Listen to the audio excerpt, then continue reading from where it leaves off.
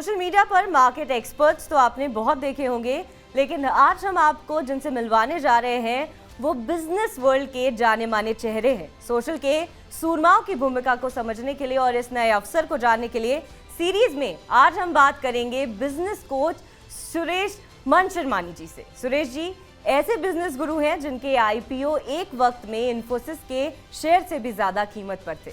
आपका TV9 भारतवर्ष में बहुत बहुत स्वागत है। Thank you for inviting. Suresh ji, आपकी हाल ही में एक वीडियो मिलियंस क्रॉस किया है और ऐसी तमाम वीडियो है, लेकिन जो एक मुझे याद आ रही है वो ये है कि आपने कहा था कि पान की दुकान खोल लीजिए, नौकरी मत करिए। तो इसके पीछे की कहानी क्या है? एक मेरे यंग मेंटी थे, 22-23 साल की कुछ उम्र होगी, तो उन्होंने लॉ किया था, ताज़ा वो नौकरी करने जा रहे थे। आए सर मैं लीगल एडवाइज़र की जॉब मिल रही है। तो उनको मैंने ये कहा था बेटा पान की दुकान खोल लेना, नौकरी मत करना, क्योंकि अगर आप नौकरी करते हैं एक तो आपकी इनकम पे लिमिट होती है और दूसरा आप किसी और को अपनी मेहनत से अमीर बना रहे हैं। तो अगर आप अपना खुद का काम करेंगे आप जॉब क्रिएटर बनेंगे, बहुत लोग को जॉब दे पाएंगे और साथ ही साथ आपकी इनकम पे कोई लिमिट नहीं रहेगी। कुछ सालों में you have a chance to become very very rich. तो वो बहुत अमीर बन भी गए और आज तक याद करते। तो उसी इंसिडेंट को याद करके मैंने एक वीडियो बनाया था जिसके कोई 32-33 मिलियन व्यूज़ आए हैं। जी, जैसा कि आपने मेंशन किया कि जॉब क्रिएट करिए, जो दूसरों को नौकरी दीजिए, लेकिन आपको नहीं लगता कि अभी भी भारत की यूथ में वो करेज नहीं आया है कि वो आसानी से बिना किसी बैकअप के एक स्टार्टअप जो है तैयार करें, तो वो नौकरी के पीछे भागते हैं? तो आप उन लोगों को क्या कहना चाहेंगे जो खुद का बिजनेस खड़ा करना चाहते हैं या स्टार्टअप करना चाहते हैं? देखिए, एक किताब है बड़ी फेमस, उसी ऑथर की 2 किताबें, एक आउटलायर्स है, एक टिपिंग पॉइंट है। आउटलायर्स ये कहती है कि आपको 10,000 घंटे चाहिए एक्सपर्ट बनने के लिए, और उसके बाद आप लाइफ में एक टिपिंग पॉइंट आता है जहां आपको जे कर्व मिलता है, हॉकी कर्व बोलते हैं। तो वहां तक का जो सफ़र है उसमें बड़ी मेहनत है, उसके अंदर बहुत स्ट्रगल है, उसमें कई लोग कंसिस्टेंट ना होकर बीच में गिव अप कर देते हैं। तो वही लोग पीछे रह जाते हैं जो अगले 4 से 5 साल लग के एक ही काम को करके और एक्सपर्टीज़ हासिल कर लेता है अपने काम में, अपने अच्छे कस्टमर बनाता है, अच्छे प्रोडक्ट बनाता है, रोज़ के रोज़ सीखता है। तो उनको जब टिपिंग पॉइंट मिलता है तो वो सडनली बहुत बड़ी कंपनी बन जाते हैं और स्केल अप कर पाते हैं।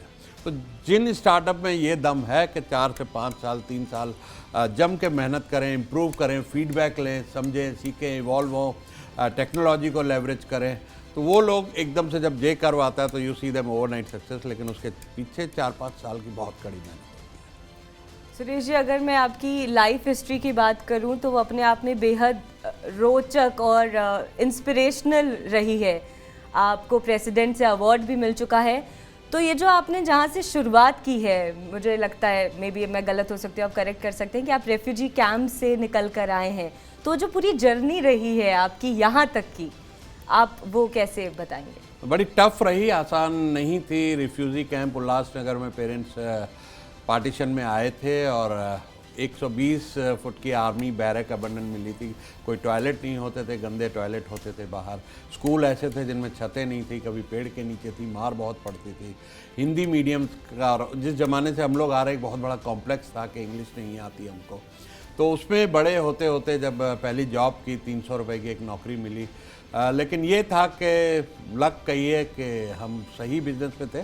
जो सनशाइन इंडस्ट्री थी, अपरेल एक्सपोर्ट उन दिनों बूमिंग था, दिन दूना रात चौगना। जो इंडस्ट्री का एक लाइफ साइकिल होता है, ग्रोथ स्टेज के ऊपर जब हम उस इंडस्ट्री में घुसे तो बहुत जल्दी अमीर हो रहे थे, स्केल अप हो रहा था, बढ़ रहा था।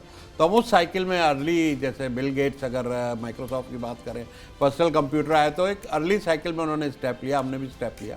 तो we became one of the largest exporter. और उसके बाद तो फिर पीछे मुड़ के देखना ही नहीं पड़ा, लाइफ आगे के आगे लेती चली गई। जब आपको एक बड़ा ब्रेक मिल जाता है तो फिर ज़िंदगी थोड़ी और जर्नी आसान हो जाती है। जी सुरेश जी, मुझे लगता है कि आईपीओ से जितने भी संबंधित सवाल हैं ये आप बेहतर बता सकते हैं किसी और के कंपैरिजन में। तो आईपीओ जिन लोगों को समझ में नहीं आता या जिन्हें समझ में भी आता है, मैं चाहती हूँ कि आप अच्छे से आईपीओ की ब्रीफिंग लोगों को दें। बहुत अच्छा सवाल है दिव्या, ये कि आज एक बहुत बड़ी अपॉर्चुनिटीज़ एसएमईज़ के सामने। अभी तक एसएमईज़ को शिकायत थी कि स्टार्टअप आते हैं, 100 करोड़ फंडिंग लेते हैं और हमारे बिजनेस को डिस्ट्रॉय कर देते हैं सस्ता बेच के। तो आज एसएमईज़ के पास भी वो अपॉर्चुनिटी है कि SME exchange, Bombay stock exchange और नेशनल एक्सचेंज का खुला हुआ है। छोटी कंपनियों को बड़ी ही कम कंप्लाइंस और इजी तरीके से लिस्टिंग होती है, और वो लिस्टिंग के ज़रिए जब आपकी कंपनी की एक वैल्यू बनती है। देखिए, आज आप एक लाला बिजनेस है, आपका सिर्फ हक अपने प्रॉफिट पे है, लेकिन जब आप लिस्ट हो जाते हैं तो आपकी कंपनी की जो कैपिटल है वो वैल्यू हो जाती है, आपके शेयर सर्टिफिकेट की एक वैल्यू हो जाती है। देखिए, करेंसी इशू करने का दो लोगों को हक है, एक आरबीआई गवर्नर है और एक आप हैं। आरबीआई गवर्नर को लिख के देना पड़ता है, promise to pay 500 rupees to bearer of this note. आपको अपने शेयर पे लिख के नहीं देना होता, लेकिन आपका शेयर भी बाजार में कैश हो सकता है, ओवरनाइट कोई भी कैश हो सकता है, और कोई भी आपको ये सवाल नहीं कर रहा है कि शेयर की वैल्यू क्या है। आप कंपनी अच्छी चलेगी तो शेयर होल्डर कमाएगा, और लोन के बदले जैसे लोन में 10%, 12% आपको इंटरेस्ट देना पड़ता है। 20-25 करोड़ लें तो 2-3 करोड़ रुपए आपके ब्याज में जाएंगे, वो बर्डन यहाँ कुछ भी नहीं है। आपको इंटरेस्ट फ्री पैसा मिल रहा है, आप ग्रो करिए। और कई कंपनियां रिसेंटली जो आज 100 करोड़ के वैल्यूएशन पे आई, साल में 1000 करोड़, 2000 करोड़, एक कंपनी तो 7000 करोड़ तक पहुंच गई। तो बहुत बड़ी अपॉर्चुनिटीज़ है, एसएमईज़ को समझना चाहिए और इसको जाने नहीं देना चाहिए, क्योंकि आप इसको लेके बहुत बड़ी ग्रोथ इस टाइम हासिल कर सकते हैं। तो सुरेश जी, सोशल मीडिया के ज़रिए लोग बहुत सारे काम कर रहे हैं, तो क्या आप इसे एक बड़े बिजनेस बेस के रूप में देखते हैं कि लोग डिजिटली अपने बिजनेस को सोशल मीडिया के ज़रिए कैसे बेहतर आधार और रफ्तार दे सकते हैं? एक बहुत बड़े इन्फ्लुएंसर हैं सोशल मीडिया के, उनका नाम है गैरी वेनरचक। उनका कहना है कि अगर आप बिजनेस में हैं और आप डिजिटली प्रेजेंस नहीं है तो आप हैं ही नहीं, यू डोंट एग्जिस्ट। और मैं मानता हूँ इस बात को कि आज पर्सनल ब्रांडिंग का अगर हम एग्जांपल लें पतंजलि, तो आज कितना बड़ा ब्रांड है, एक इंडिविजुअल के चलते कंपनी कितनी बड़ी हो गई। उन्होंने अपने पर्सनल ब्रांड पे योगा गुरु कितने ही आए। ऐसे ही इलॉन मस्क हैं, उन्होंने पर्सनल ब्रांड के ज़रिए एक अपनी कंपनी को नई ऊंचाइयों तक पहुंचाया। तो डिजिटल को यूज़ करके आप अपने पर्सनल ब्रांड पे काम कर सकते हैं। साथ में एक ऐसा मीडियम है जिसमें आप अपने प्रोडक्ट, अपने कंटेंट मार्केटिंग के ज़रिए रीच इतनी बड़ी हो चुकी है कि आज स्काई इज़ द लिमिट। आप मार्केटिंग में लाखों करोड़ों तक पहुंच सकते हैं डिजिटल, सोशल मीडिया और अपने पर्सनल ब्रांड को यूज़ करके। इसको अच्छी तरह से समझें। सही टाइम था 3 साल पहले, दूसरा सही टाइम है अब, आज से शुरू कीजिए। अच्छा सुरेश जी, इस पे एक और सवाल होता है कि बिजनेस वर्ल्ड को लेकर काफ़ी एक्सपर्ट्स आजकल ऑनलाइन टिप्स देते हैं, तो आपका क्या मानना है कि सोशल मीडिया के दौर में किस मार्केट या किस बिजनेस एक्सपर्ट पर भरोसा करें? ये अपने आप में एक बेहद गंभीर सवाल है। सवाल ये नहीं पैदा होता है भरोसा करें या ना करें, लेकिन कहीं ना कहीं जो इन्फ्लुएंस है मार्केट में वो आ जाता है लोगों में। तो बस यही देखना है व्यूअर्स को कि किसके पास तजुर्बा है। देखिए, लोग आके अगर लाइफ के बारे में बात करते हैं और उनकी उम्र 25-26 साल है, तो आप समझ सकते हैं कि अभी तो उन्होंने ज़िंदगी दी नहीं है। तो जो बिज़नेस के बारे में बात करते हैं, खुद बिज़नेस किए हैं, सक्सेस और फेलियर हासिल किए हैं, तो जो भी सब्जेक्ट में आप अगर किसी को सुनते हैं, उसकी टिप्स को मानते हैं, फॉलो करते हैं, गाइडेंस लेते हैं, तो ये ज़रूर देख लीजिए उनको खुद का कितना तजुर्बा है, उन्होंने लाइफ में कितना कुछ किया है। तो जब आप थोड़ी सी रिसर्च करेंगे तो आपको समझ में आ जाएगा किसको फॉलो करना है, किससे सीखना है। जी बिल्कुल। एक और मेरा सवाल है कि अगर किसी के पास कोई बेहतर आइडिया है तो क्या वो सोशल मीडिया के ज़रिए ही उसे आगे बढ़ा सकता है? क्योंकि बहुत से लोग हैं जो स्टार्टअप्स के लिए लोन नहीं लेना चाहते, लेकिन उनके आइडियाज़ जो है वो अच्छे होते हैं, तो ऐसे लोगों के लिए क्या आपकी सलाह होगी? सबसे बड़ा एग्जाम्पल इसमें है इलॉन मस्क का। जी, उस इंडस्ट्री को डिस्टर्ब किया which was dominated by general motor, Ford motor, Toyota. वहाँ पे वो ईवी को लेके आए, इलेक्ट्रिक व्हीकल्स को लेके आए, और उस आइडिया को उन्होंने बगैर एक कार प्रोड्यूस किए बिलियंस ऑफ डॉलर्स की एडवांस पेमेंट्स मिली, कैपिटल मिला, शेयर बाजार ने सपोर्ट किया उनके इस बड़े विज़न को। तो आपके पास जो भी आइडिया है उसको सोशल मीडिया के ज़रिए आप जब लोगों तक पहुंचाएंगे और लोगों की एक सपोर्ट लेने में आप कामयाब हो गए, तो ना आपको कैपिटल की कमी रहेगी, ना मार्केटिंग की, ना सेल्स की। उसको ज़रूर समझिएगा, ठीक से यूज़ कीजिएगा और इन लोगों से सीखिएगा जिन्होंने ऑलरेडी कुछ बड़ा हासिल कर लिया। ऐसा करके हम खुद कर रहे हैं, सीख रहे हैं, और ये जर्नी हमारी भी बहुत आगे तक बढ़ चुकी है। आपने सुरेश जी 2 बार इलॉन मस्क का जिक्र किया, तो अक्सर उनकी चर्चाओं में वो आते रहते हैं, चाहे अपनी टेस्ला को लेकर आए, ट्विटर को एक्स करने में लेकर आए। तो उनकी जितनी भी बदलती हुई गाइडलाइंस है, कुछ लोग उनका फेवर करते हैं, कुछ लोग जो है उन्हें बड़ा अच्छा उनकी गाइडलाइंस को बोलते हैं कि ठीक है एक बिजनेसमैन है और ये तरीका होना चाहिए काम करने का, और कुछ कहते हैं कि ये बहुत डाइसी सा मामला है, कभी भी कोई भी गाइडलाइन ले आते हैं, कभी भी कोई भी प्रोटोकॉल ले आते हैं। तो इस तरीके की जो पर्सनालिटी होती है किसी बिजनेस पर्सन की, फ्लक्चुएटिंग, जो पब्लिक को लगती है, इस पर आप क्या कहना चाहेंगे? क्योंकि हमने जेफ बेजोस की पर्सनालिटी में फ्लिप नहीं देखा, लेकिन एलॉन मस्क बिलियनियर है, दुनिया के रिचेस्ट मैनों में जो है वो शुमार हैं, लेकिन ये जो फ्लक्चुएटिंग उनकी एक पर्सनालिटी है, इस पर मैं आपकी राय जानना चाहती हूँ। थोड़ा तो है, देखिए कि कहीं ना कहीं कंसिस्टेंसी नहीं है मैसेजिंग में, जो भी वो सोशल मीडिया पे मैसेज दे रहे हैं, जो भी उनके ट्वीट्स होते हैं, लेकिन हम देखा जाए तो हमसे वो बहुत आगे हैं। तो कई चीज़ें वो ठीक भी कर रहे हैं, उनसे हमें सीखना चाहिए, और कुछ तो गलतियाँ वो कर रहे हैं, एंड ही विल लर्न। अपनी जर्नी में खुद ही सीखेंगे, गलतियाँ करके लोग भी सीखते हैं, तो वो भी सीखेंगे, पर कर रहे हैं। आपकी बात ठीक है, कुछ तो कुछ गलतियाँ, और बहुत ज़्यादा कंसिस्टेंसी नहीं है उनके मैसेज में। जी बिल्कुल। इन्फ्लुएंसर्स का मार्केट बहुत हाई हो चुका है, तमाम तरीके के इन्फ्लुएंसर्स हैं आज के ज़माने में। तो हाल ही में मुझे कुछ बड़ी पर्सनालिटीज़, कुछ सेलिब्रिटी, हाल ही में ऋचा चड्ढा ने मुझसे एक इंटरव्यू में कहा था कि मुझे बड़ा डर लगता है ये जान के कि दुनिया सिर्फ इन्फ्लुएंसर्स के आजकल आधार पर चल रही है। तो हमारी जो एक मिलेनियल भी जनरेशन थी जहाँ से मैं बिलोंग करती हूँ, तो कहीं ना कहीं उसमें था कि डॉक्टर, इंजीनियर बनेंगे। तो क्या ये हो सकता है कि आज से आने वाले 20 साल बाद हमें डॉक्टर, इंजीनियर्स ना मिले, हम अगर फ़ोन करें तो हमारे लिए कोई डीजे आ जाए, कोई फैशन ब्लॉगर आ जाए? ये अपने आप में बड़ा सवाल है, क्योंकि हर इंसान इन्फ्लुएंसर नहीं बन सकता, सबकी उतनी फॉलोइंग नहीं हो सकती। तो कहीं ना कहीं जनरेशन को ये समझना ज़रूरी है कि आपका जो दायित्व है देश के प्रति, खुद के प्रति, दुनिया के प्रति, वो भी बेहद महत्वपूर्ण है। दिव्या, कहीं ना कहीं शायद मैं आपसे सहमत नहीं हूँ इसमें जी, क्योंकि हमारे टाइम में क्या होता था कि हमें एक प्रेशर दिया जाता था पेरेंट्स से कि आप डॉक्टर बनिए, इंजीनियर बनिए, चार्टर्ड अकाउंटेंट बनिए, यही समझ में आता था। और बहुत था, तो अगर कुछ नहीं करना है तो एम्प्लॉयमेंट एक्सचेंज में लाइन में लग के, हमारे टाइम में एम्प्लॉयमेंट एक्सचेंज होता था, लाइन में लग के सरकारी नौकरी कर लीजिए। लेकिन आज इतने सारे कैरियर ऑप्शन हैं, इतनी सारी कैरियर ऑप्शन हैं कि सोशल मीडिया इन्फ्लुएंसर होना भी एक ऑप्शन है। Generates wealth, generates income for them, और उसके साथ साथ नेम और फेम भी मिलता है। There is nothing wrong with it.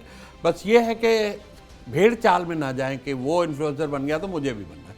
आप अपने पैशन को देखिए, आपका पैशन है, आप बनना चाहते हैं तो उसके ऊपर मेहनत कीजिए, आप ज़रूर बन जाएंगे। आप इंजीनियर बनना चाहते हैं, डॉक्टर बनना चाहते हैं, तो मेहनत कीजिए, वो भी बन जाएंगे। तो ये भी एक कैरियर के रूप में इस्टेब्लिश हो चुका है, जैसे doctor, engineer, chartered accountant, DJ, graphic designer, content writers के जरिए, ऐसे ही इन्फ्लुएंसर्स भी एक कैरियर है अपने आप में, जिसको लोग अडॉप्ट कर सकते हैं। जी सुरेश जी, मतलब मेरे कहने का मतलब ये था कि इन्फ्लुएंसर्स ऑब्वियसली एक करियर चॉइस है, और इन्फ्लुएंसर्स होना अपने आप में बड़ी बात है। और डिजिटलाइजेशन का ज़माना है, डिजिटल इंडिया का ज़माना है, न्यू इंडिया का ज़माना है। लेकिन कहीं ना कहीं इस रेस में हम देख रहे हैं कि बहुत सारी जो यूथ है, बहुत सारे जो यंगस्टर्स हैं, यंगस्टर्स भी नहीं, अब तो मैं कहूँगी सारे कैटेगरीज के जो लोग हैं, वो इस भेड़ चाल का ऐसा हिस्सा बन चुके हैं कि वो अपने बाकी के काम छोड़ चुके हैं। तो आप क्योंकि एक बड़ी पर्सनालिटी हैं डिजिटल की, तो मैं चाहूँगी कि आपके ज़रिए लोगों तक ये मैसेज जाए कि उन्हें इस बात का एहसास हो कि क्या ज़रूरी है, और वो उनका स्किल है इन्फ्लुएंसर बनना या नहीं, ये सवाल समझना और जानना उनके लिए ज़रूरी है। बिल्कुल, तो यहाँ मैं आपसे एग्री करता हूँ कि अगर आप पे कोई एक्सपर्टीज़ है, कोई पैशन है, आप बहुत अच्छे सिंगर हैं, आप बहुत अच्छे डांसर हैं, आपके पास कोई बिजनेस की एक्सपर्टीज़ है, या आप बहुत अच्छे शेफ़ हैं, आप कुकिंग जानते हैं अच्छी, बहुत सारी लेडीज़ हैं जो घर से अपने रेसिपीज़ को बना के और बहुत बड़ी इन्फ्लुएंसर बन गई हैं। तो एक अपॉर्चुनिटी है, अगर आपको पैशन है उस तरफ, उसके बारे में सीखिए, समझिए, एक अच्छी कैसे कैमरा प्रेजेंस होनी चाहिए, कैसे अच्छा बोलना चाहिए, तो सीख के आप अगर इन्फ्लुएंसर बनना चाहते हैं तो ज़रूर बनिए। लेकिन सिर्फ इसलिए नहीं बनिए कि और लोग बन रहे हैं तो आपको बनना है। अपने पैशन को पहचानिए, और आप में टैलेंट क्या है, आपकी एक्सपर्टीज़ क्या है जो आप लोगों से शेयर कर सकते हैं, लोग फॉलो करें, आपका कंटेंट को शेयर करें, तो इससे बढ़िया तो मैं समझता हूँ कोई और अपॉर्चुनिटी नहीं है। जी बिल्कुल। सुरेश जी, आप बिजनेस वर्ल्ड के जाने माने नाम हैं, चेहरे हैं, तो लेकिन आप इस देश के नागरिक हैं जहां हमारा देश तरक्की कर रहा है, हमारी इकोनॉमी बेहतर हो रही है। जो हमारे प्रधानमंत्री हैं वो 5 ट्रिलियन इकोनॉमी की बात करते हैं, तो इसकी शुरुआत हो चुकी है। तो आपको इसका अंत या इसका जो आने वाला जो पैसेज, एक पाथ है, वो आपको आप उसका किस तरीके से कैलकुलेशन देंगे एज अ बिजनेस फेस? मैं जो देख रहा हूँ, क्योंकि मैं इस तो दुनिया में जीता हूँ एसएमईज़ की, एमएसएमईज़ की, स्टार्टअप्स की, शायद 5 ट्रिलियन कहीं छोटा न पड़ जाए। कुछ बड़ा होने वाला है। अगली जो डेकेड है वो डेफिनेटली इंडिया की है। 5 ट्रिलियन या 5 ट्रिलियन से ऊपर भारतवर्ष जरूर बनेगा, विश्वगुरु बनेगा। और अगला जो दशक है वो हमारे देश का है। मैं बिलीव करता हूँ इस बात पे, and I am with our PM. जी बिल्कुल। जब आपने पीएम का जिक्र कर दिया है तो चुनाव भी आने वाले हैं, तो चुनाव को लेकर क्या आपकी कुछ धारणा है? या मैं थोड़ा सिर्फ वोट्स के अलावा बाकी दूर रहता हूँ जी, तो मुझे जो कैंडिडेट अच्छा काम करते हैं उनको देख के मैं अपना वोट देता हूँ। और यही मुझे लगता है कि पब्लिक को भी हाँ, जानना पब्लिक को भी समझना आप जरूरी है। सिर्फ किसी बहकावे में आके अपने वोट को वेस्ट मत कीजिए। आपके एरिया में जो भी कैंडिडेट हैं, जो भी पार्टी के हैं, अगर वो अच्छा काम करते हैं, उन्होंने अच्छा काम किया है, तो उनको सिलेक्ट कीजिए। Otherwise there is no other criteria. Suresh ji, आपने बहुत ब्रीफली ऑडियंस को समझाया है, बताया है बिजनेस वर्ल्ड के बारे में। सबसे ज़रूरी चीज़ आईपीओ का आपने पूरी डिटेलिंग के साथ उन्हें समझाया, और मुझे लगता है कि स्मॉल स्केल से लेकर लार्ज स्केल तक के लोगों को एक बेहद क्लैरिटी से ब्रीफिंग आपने दी है, और आपने तमाम मेरे उन सवालों का भी जवाब दिया है जो मुझे लगता था कि पब्लिक तक जाना ज़रूरी है एज अ इन्फ्लुएंसर। बिल्कुल, बहुत बड़ा मिशन हम लेके चले हैं कि before I go from this planet, जाना तो है ही एक दिन। तो 65 की उम्र मेरी हो गई है, और मैं चाहता हूँ कि 1 करोड़ लोगों को स्किल कर पाऊँ आप जैसे प्लेटफॉर्म्स के ज़रिए। डिजिटली लोगों को बहुत सारा सिखा सकूँ, और 500 लोगों को कम से कम यूनिकॉर्न बिलियनियर बना सके आईपीओ के ज़रिए। एक बहुत बड़े मिशन के साथ और विज़न के साथ हम अपनी जर्नी को लेके चले हैं। जी सुरेश जी, आपका TV9 भारतवर्ष से जुड़ने के लिए बेहद शुक्रिया। Thank you. Thank you.